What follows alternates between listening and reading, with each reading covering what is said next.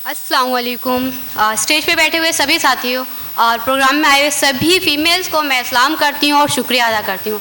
शुक्रिया इसलिए क्योंकि जो एक स्टीरियोटाइप सोच लोगों ने बना रखी है कि जो फीमेल होती हैं वो सिर्फ घर के अंदर रहती हैं, चार दीवारों में रहती हैं, नहीं, हमने उन्हें यहाँ आकर ये प्रूफ किया है कि हम चार दीवारी में नहीं रहते हैं। हमारा इस्लाम हमें इस चीज़ की इजाज़त देता है, पढ़ने की, लड़ने की, जॉब करने की, हर काम की।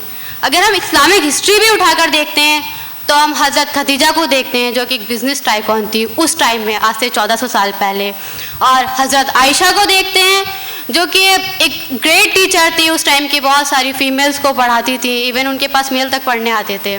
और उसके अलावा हमने एक वुमेन महिलाओं का एक प्रोटेस्ट देखा, Shaheen Bagh protest, NRC protest, CAA protest. इसको किसने लीड किया? फीमेल ने लीड किया।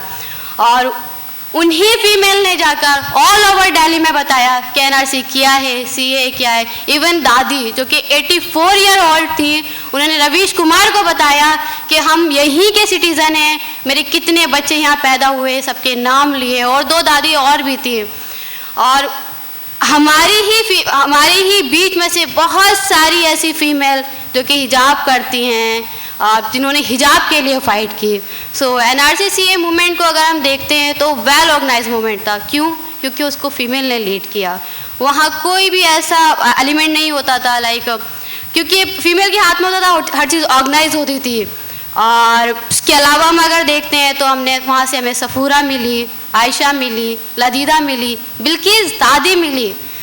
84 ईयर लेडी बिल्किस दादी फोर फ्रंट पे आके लड़ रही थी इस फासिस्ट गवर्नमेंट से, 84 ईयर, जो उसके बाद उन्हें 2020 में 100 इन्फ्लुएंसर पीपल के अंदर शुमार किया गया। क्यों? क्योंकि 84 ईयर की एज में आकर इस फासिस्ट गवर्नमेंट से लड़ना, जो कि एक सिंबल बन गई थी रेसिस्टेंस का।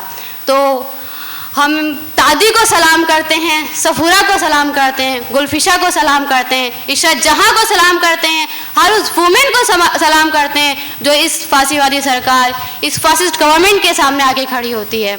और उसके अलावा अगर हम देखते हैं तो हमारी हिस्ट्री में ही इंडिया के अंदर फातिमा शेख एजुकेशन के लिए काम किया। उसके बाद आज हम उन्हीं के नक्शे कदम पे चलते हुए इतने सारे स्कूल्स हैं, एजुकेशंस के हम लोग के स्कूल्स हैं, पढ़ते हैं, पढ़ाते हैं। तो उनके लिए मैं एक शेर कहना चाहूँगी कि अकेली ही चली थी जानिबे मंजिल मगर लोग साथ आते गए और काफिला बनता गया।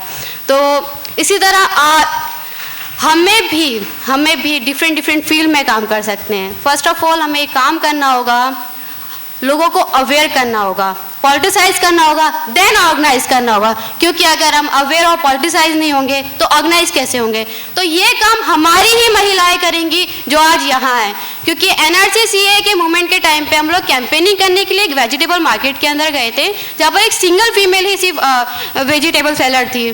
तो हम वहाँ बता रहे थे कि एनआरसी क्या है, सीए क्या है, कितना मतलब कितनी ख़राब चीज़ है, या इस तरह इससे किस तरह गरीबों पर, बेघरों पर, या जो मजलूम लोग हैं उन पर किस तरह असर पड़ता है।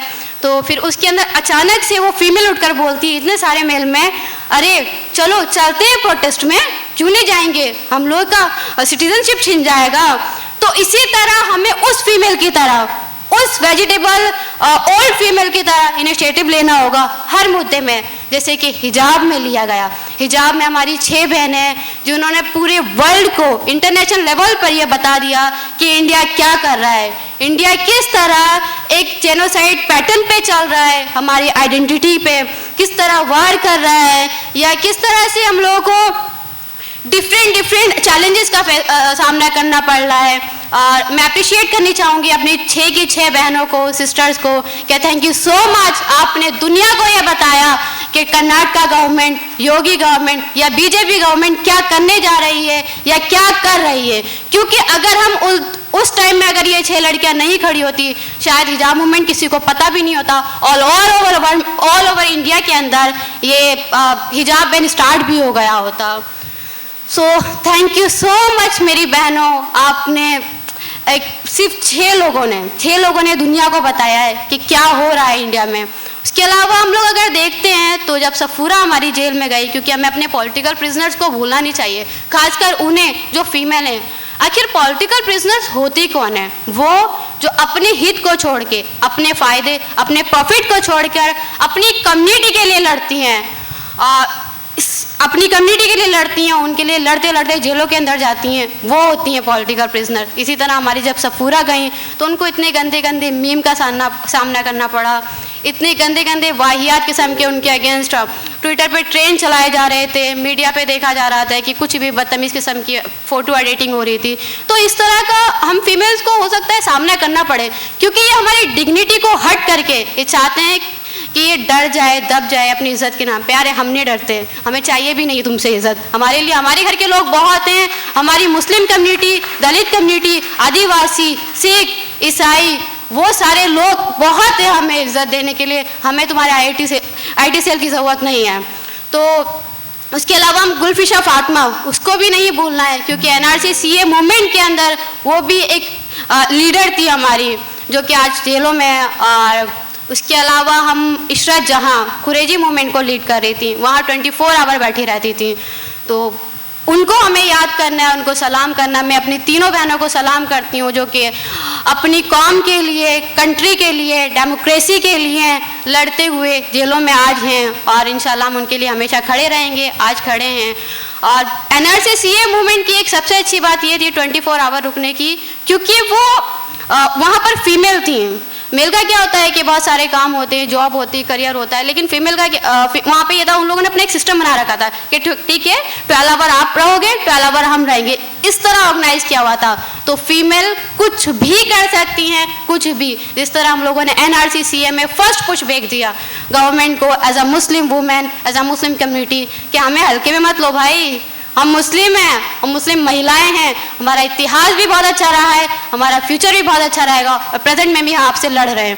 तो और अगर हम देखें तो जिन लोगों ने एनआरसी सीए मूवमेंट के अंदर काम किया, जैसे कि साइमा थी या बहुत सारी रिपोर्टर थी, या तो उनको सुल्ली बाय बुल्ली बाय डील जो बाय एक ऐप थे या इस तरह के सोशल मीडिया टाइप एक प्लेटफॉर्म का सामना करना पड़ा, जहाँ पर लड़कियों को बेचा जा रहा है, उनको ऑक्शन किया जा रहा है। ऐसे कैसे हो सकता है? एक डेमोक्रेटिक कंट्री के अंदर रहते हुए हम लोगों को मतलब खुलेआम बेचा जा रहा है, गवर्नमेंट कुछ नहीं कह रही है। सबसे पहले तो बुल्ली भाई ये पाता है, जिसके अंदर फीमेल जो लोग उसको ज़्यादा बोलती है कि अरे ये क्या है, ये कैसे हो रहा है कंट्री के अंदर, किसी को ऐसे कैसे सामने से बेचा जा सकता है। ये डेमोक्रेटिक कंट्री है, 21st सेंचुरी है, ना कि हम 20वीं सदी में जी रहे हैं, ना कि हम 19वीं या 18वीं सदी में जी रहे हैं जब गुलाम या बच्चे बेचे जाते थे, ना ही हम जर्मनी में जी रहे हैं जब वहाँ पर जेनोसाइड किया गया था हिटलर के थ्रू, तो बच्चे और औरतों को बेचा जा रहा था। हम लोग इंडिया में रह रहे हैं, एक डेमोक्रेटिक कंट्री में रह रहे हैं, हम लोग इक्वल सिटीजन्स हैं, हमारे पास हमारे कुछ फंडामेंटल राइट्स हैं। वही सारी चीज़ों को उन लोगों ने उसके बाद उन लोगों ने नेक्स्ट डील लेकर आ गए, सुल्ली बाई डील। तो वहाँ पर उन लड़कियों को दोबारा से टारगेट किया गया। तो ये जो सुल्ली बाई और बुल्ली बाई डील है ना, इस तरह से नॉर्मलाइज किया जा रहा है लोगों के लिए कि इस तरह फीमेल की डिग्निटी को किस तरह हर्ट किया जाएगा या किस तरह बेचना है या कुछ भी इस तरह। अगर हम इसको अपोज नहीं करते हैं तो धीरे धीरे इनके इस तरह की डील्स को या इस तरह की प्रॉब्लम्स या हिजाब मूवमेंट या कुछ भी आता है, हमें फुली कॉन्फिडेंस होकर इन लोगों का सामना करना है, रेसिस्ट करना है और इनसे लड़ना है। क्योंकि अगर हम इन्हें एक कदम पीछे की तरफ धकेलेंगे तभी निकलेंगे ये लोग, वरना ये हमारे कदम पीछे की तरफ करके हमें और अंधेरे में फेंक देंगे।